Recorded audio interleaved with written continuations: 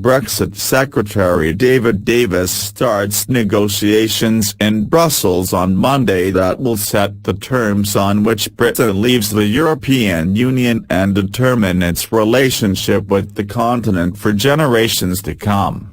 Almost a year to the day since Britons shocked themselves and their neighbours by voting on June 23 to cut loose from their main trading partner, and nearly 3 months since Prime Minister Theresa May locked them into a 2-year countdown to Brexit in March 2019, almost nothing about the future is clear.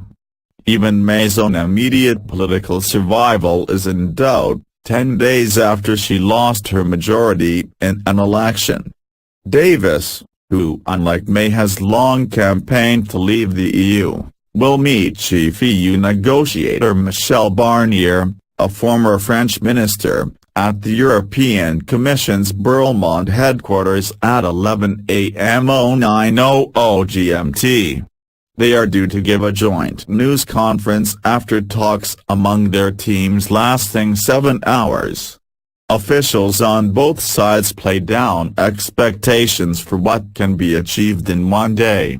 EU diplomats held this first meeting, and a Brussels summit on Thursday and Friday where May will encounter, but not negotiate with, fellow EU leaders, can improve the atmosphere after some spiky exchanges. Now, the hard work begins, Davis said, adding he wanted a deal that worked for both sides. These talks will be difficult at points, but we will be approaching them in a constructive way. Barnier, a keen mountaineer, spent the weekend in his native Alps to draw the strength and energy needed for long walks. Davis's agreement to Monday's agenda led some EU officials to believe that May's government may at last coming around to Brussels' view of how negotiations should be run.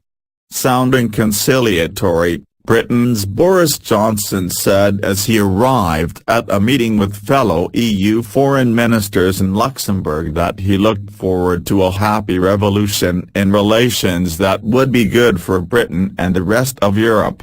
The most important thing I think now is for us to think about the new partnership, the deep and special partnership that we want to build with our friends, said Johnson, who campaigned in last year's referendum to leave the EU.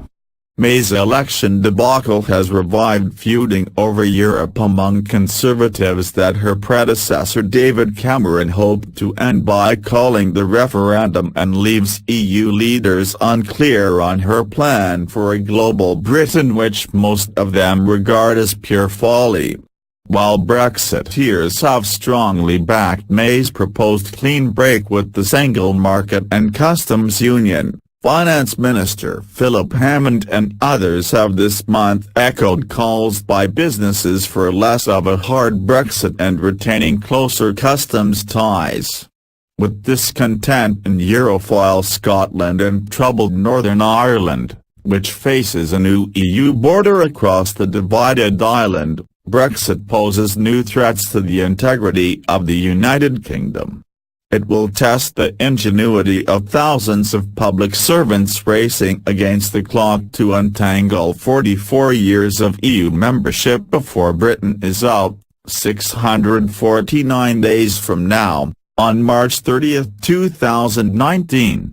For the officials sitting down on Monday, at least on the EU side, a major worry is Britain crashing out into a limbo, with no deal. For that reason, Brussels wants as a priority to guarantee rights for 3 million EU citizens in Britain and be paid tens of billions of euros, it says London Mo on its departure. With a further million British expatriates in the EU, May too wants a deal on citizens' rights, though the two sides are some way apart. Agreeing to pay a Brexit bill may be more inflammatory.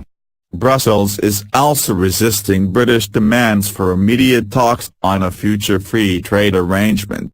The EU insists that should wait until an outline agreement on divorce terms, ideally by the end of this year. In any case, EU officials say, London no longer seems sure of what trade arrangements it will ask for. But union leaders, including German Chancellor Angela Merkel and French President Emmanuel Macron, are also determined not to make concessions to Britain that might encourage others to follow. When 52% of British voters opted for Brexit, some feared for the survival of a union battered by the euro crisis and divided in its response to chaotic emigration. The election of the fervently Europhile Macron, and his party's sweep of the French Parliament on Sunday, has revived optimism in Brussels.